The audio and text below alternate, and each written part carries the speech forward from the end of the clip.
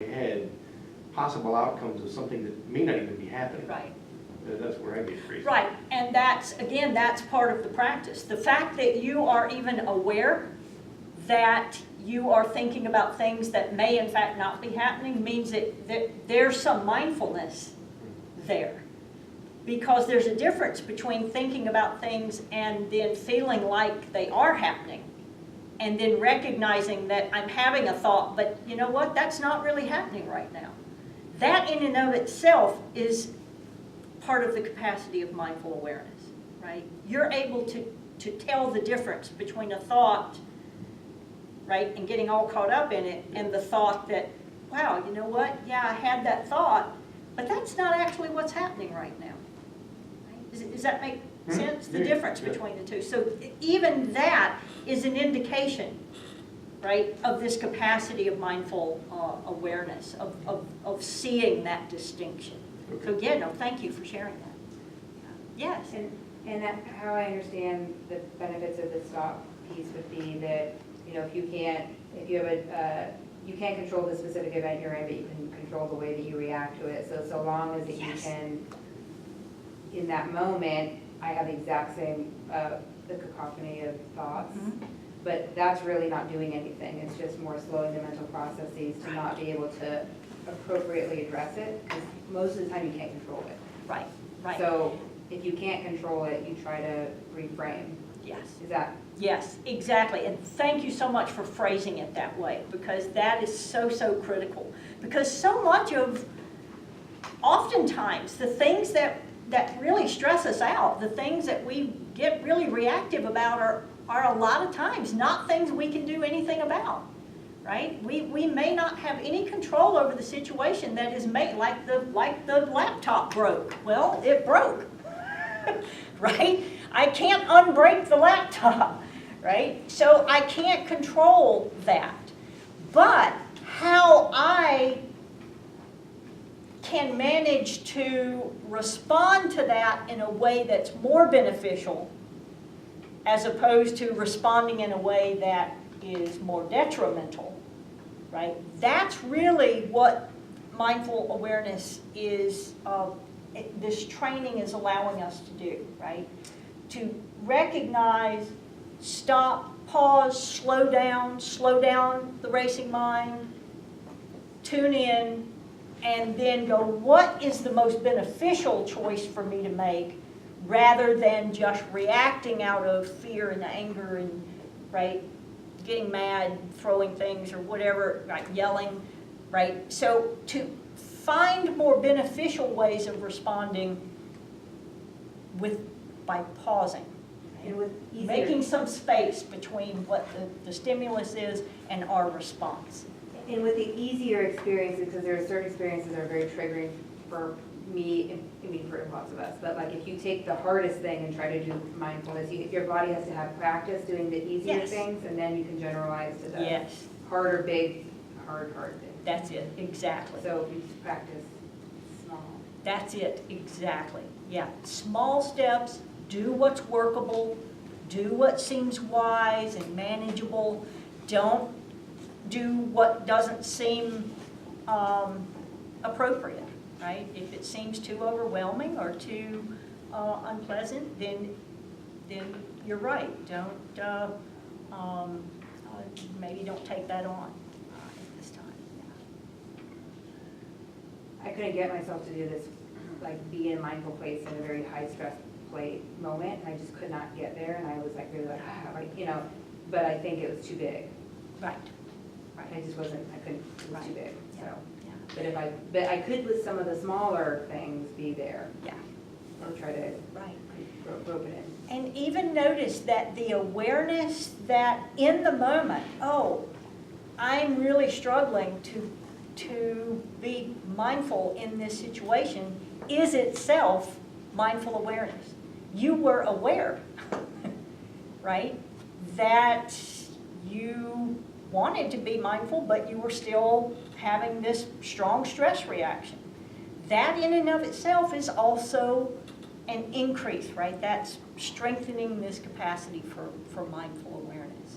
And so then, right, I really want to relax. here's the thing about calming down and relaxing, right? We can't ever force ourselves to be calm and relaxed. Forcing ourselves to be calm is like forcing ourselves to go to sleep, right? It just makes us more tense, right? You ever tried to make yourself go to sleep? Usually it just makes us more tense and then we don't sleep, right? So we can't really force ourselves to be calm. So even when we notice that we're unpleasant, can we just soften and let that be unpleasant? So even in that, see if it's possible to soften anywhere in there, just let that be. And then if you need to withdraw, because it's the wise thing to do, right, do that.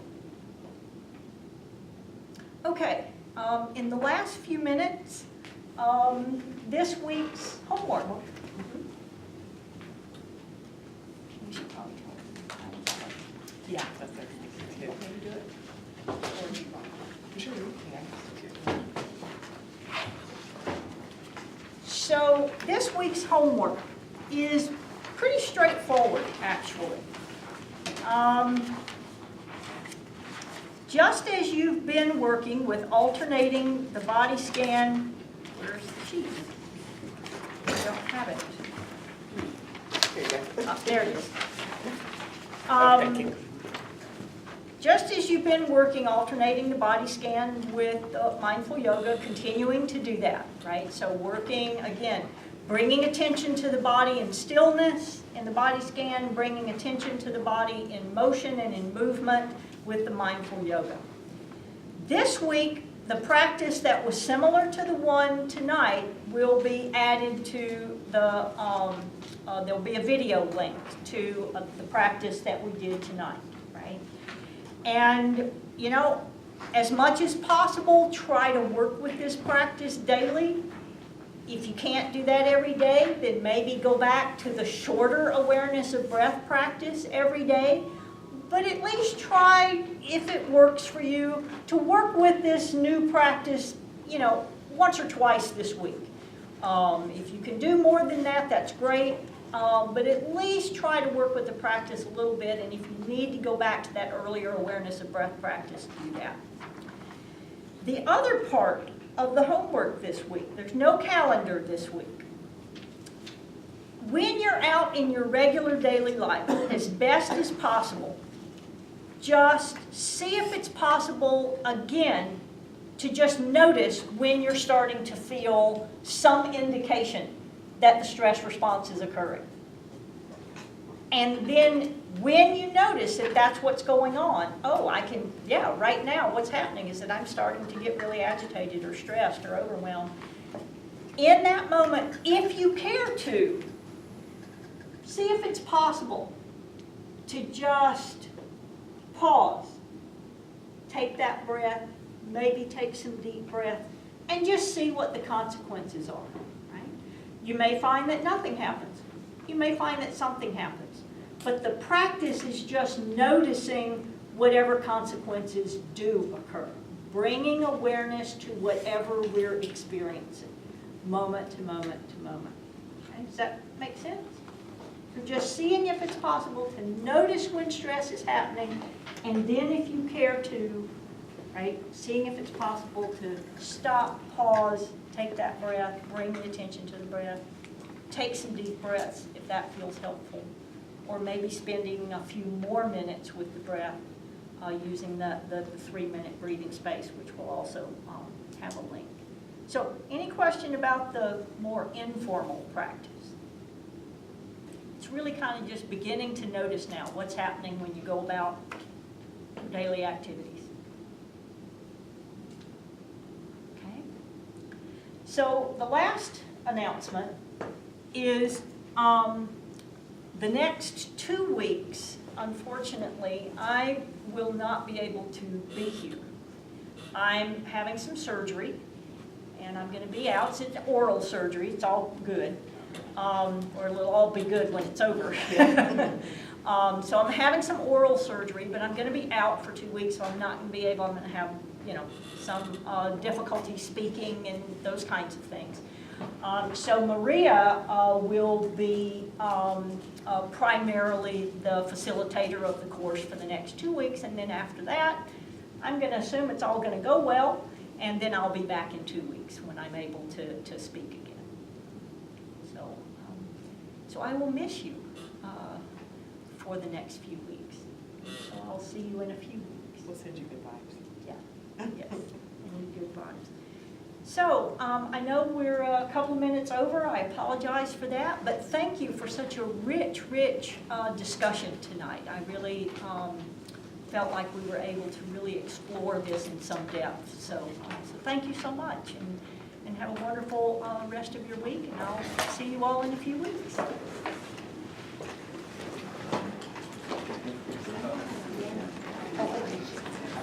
Oh, sure, absolutely.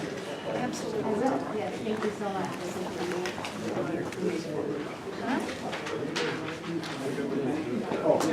What? I think they're making them available to the